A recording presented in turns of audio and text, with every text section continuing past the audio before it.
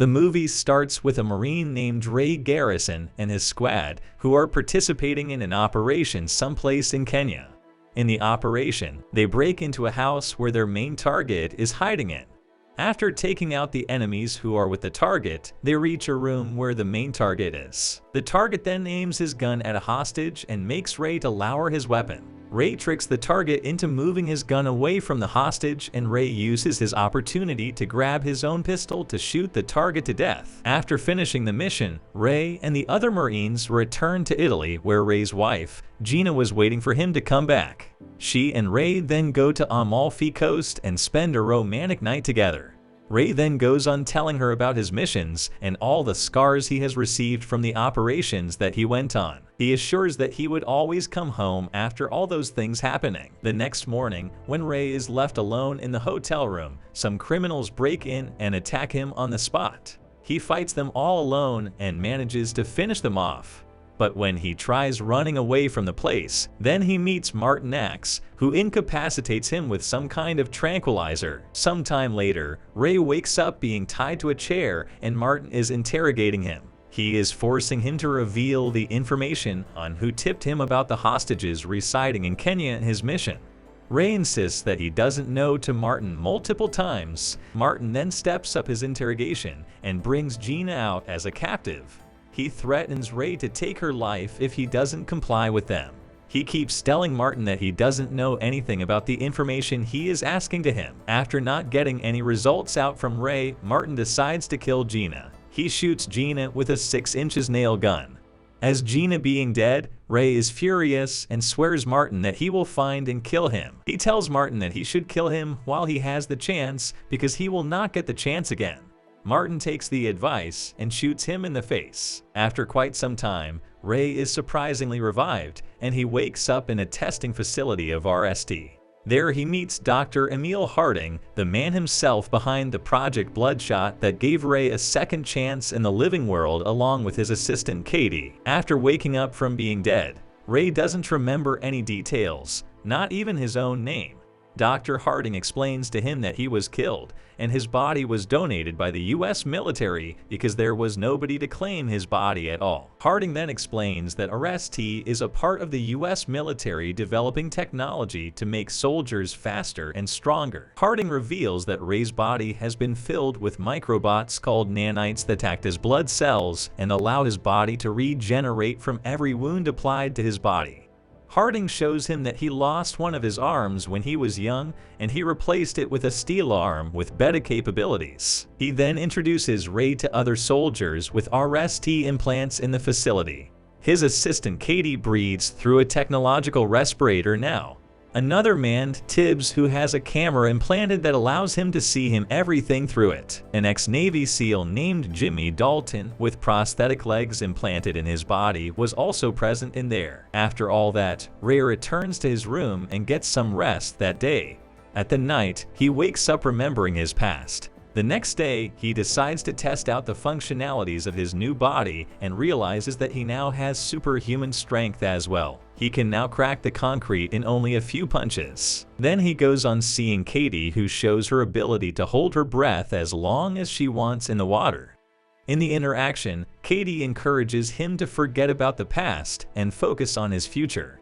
While they share a drink together, Ray suddenly remembers all the events that happened just before he was killed by Martin X. When Katie tries to calm him down, he ignores her and immediately heads out to find his enemy. With Ray's nanites, he manages to scan through search platforms and then hack the Interpol network. That way he finds out about Martin and his whereabouts. Dr. Harding warns him and orders Ray to come back, but he can't be stopped since he is already chasing down his enemy. Using the knowledge from internet, he flies a private jet to Budapest, where Martin and his men are located. When their car reaches the tunnel, Ray crashes a truck on the way and then finishes off all the bodyguards of Martin one by one. They shoot Ray, but it has no effect on him since his body manages to rapidly regenerate even severe gunshot wounds. Martin sees Ray and then tries to run away from the car. Killing Martin's men one by one easily, Ray finally catches up to Martin, and then Martin starts begging for his own life. Martin explains that Dr. Harding is manipulating him, but Ray doesn't care about it. He shoots Martin and kills him. The next morning, Ray drives to some place where Katie, Dalton, and Tibbs are waiting for him all together. Ray gets brought back to RST where he gets himself charged fully. All of a sudden, Dalton comes in the room to tell Ray that Gina is not really dead, and he is being used by Harding to kill specific people who are hated by him. Ray is just a toy soldier being used. Dalton then wipes Ray's memory again, which makes him forget everything he has gone through. The other side, it can be seen that Harding is the head of operation, and he organizes everything. He replays the memory from the hostage situation to Ray's mind to be replayed again and again in his mind. Only thing that is different in every situation is the shooter's face. This time Harding's ID guy, Eric, edits the shooter's face into Nick Barris's face, the man who used to be a colleague of Harding. Suddenly Katie shows up there and says that she has already had enough with all Harding's operations, as she knows Ray is being used as a toy soldier. Harding promises her that this will be the last mission. She has no other choice, so she reluctantly obeys him and starts doing as he said.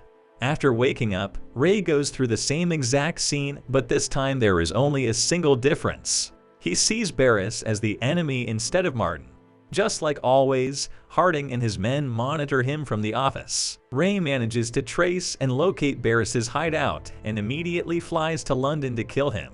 The ID guy, Eric, also manages to hack the house's CCTV cameras, which allows Harding to track the incident happening inside Barris's house. It can be seen that Ray allowed himself to be captured by the men of Barris to get himself inside his hideout. Inside the house, Barris's ID guy, Wilfred Wiggins, got an EMP device ready to use against him if it's needed, which can be spotted through the cameras by Harding and his men. But to make the device work, it needs time to be charged 100%, while Ray keeps getting inside, knocking his men one by one. Harding realizes the situation and orders Ray through the mic to abort the mission, but Ray ignores him to get moving forward to his mission. After reaching the room, he instantly kills Barris even before the EMP device is fully charged. However, from the other room, Wiggins hit the EMP button, which instantly knocks out all the power within a 20-mile radius. Ray also shuts down at the same time because of the power outage. Wiggins wakes Ray up with a really powerful electric charge. He explains how he was forced to work for Barris as his ID guy, but he actually wants to help Ray. He explains experiencing the same memory over and over again, but with face of a different killer each time. Wiggins then understands that Harding has been using Ray to wipe out the oppositions of RST. Ray understands that Gina is alive somewhere, but Wiggins worries that if he goes out looking for her, Harding will find a way to capture him somehow and then reset his memory over and over again. Maybe the next time it will be Wiggins' face, next time on the killer's body. Ray still insists going there, and he gives Wiggins a sample of his nanite's blood, ordering him to research on how it works. After that, Ray takes Barris's car and head over to Gina's place. He somehow manages to meet Gina and think that they are still married, but she explains that she has moved on and married someone else. When she is asked about the last time they met each other, she tells him that they have separated on mutual terms 5 years ago. Ray then drives away from the scene and suddenly gets hit by a truck. Dalton comes at the scene and shoots him. Ray runs away, but Tibbs and Dalton are chasing him all together. After a long run on the street, Ray steals a rifle from the police and starts shooting Dalton, but it was useless. Ray then runs away again, and Dalton chases him. Ray tricks him into getting hit by a truck, which shatters his prosthetic legs. Tibbs shows up quickly and stabs Ray with a weapon, which immediately shuts him down. On the other hand, Harding orders Katie to finish off Wiggins, and she disobeys. But she can't make her own decisions since Harding has full control over her breathing respiratory. He makes her suffocate to realize who is the boss in there. Katie then goes on looking for Wiggins somewhere in London, where she knocks his men down with her skills of fighting and then take Wiggins away from the place. Harding tries talking to Ray in a virtual reality where Ray explains his hatred and anger towards Harding. Harding says that what he did was necessary and right for Ray. He then returns Ray back to the RST lab to extract the nanites. Katie returns and lets Harding know that the ID guy Wiggins has escaped. He immediately cancels the extraction process and orders Eric to make the memory sequence for Wiggins. Ray is into the hostage simulation again, but this time Katie interrupts and orders Wiggins to hack into Arrestee's server. Harding gets furious by the actions made by Katie, so he tries to shut Katie down. But she then reveals that she got Wiggins to remove his access from her breathing implant. Harding then orders Dawson and Tibbs to chase Ray after he manages to break free. Wiggins locates the Arrestee's server room and orders her to destroy it, and Katie does it. Dalton faces Ray, and both of them get into fight, which causes them to fall out of window. Tibbs come up to help his partner, but somehow still Ray wins over the both of them. Tibbs fall down and finally dies while Dalton tries to break down the elevator. Ray and Dalton fights while free falling, and Ray pinches him to the ground. Then suddenly Harding shows up on the street and shoots Ray with a grenade launcher. It explodes and destroys his body, but it instantly starts to regenerate. Wiggins finds out that the nanites are running so low that if he gets another hit, he will not recover again. Somehow Ray manages to catch the next grenade launched from the launcher and cuts it to the core. After approaching close to Harding, he drops the bomb which blasts the both of them. In the end of the movie, it is shown that Wiggins recovers Ray's body and revives him from death again. He also improved the nanites in Ray's body to increase the durability of the nanites. After that, the trio of them start their new journey as a squad and stays together. That's the end of Ray's story. Let me know your thoughts about the recap in the comments, and make sure you are subscribed to the channel for the upcoming contents.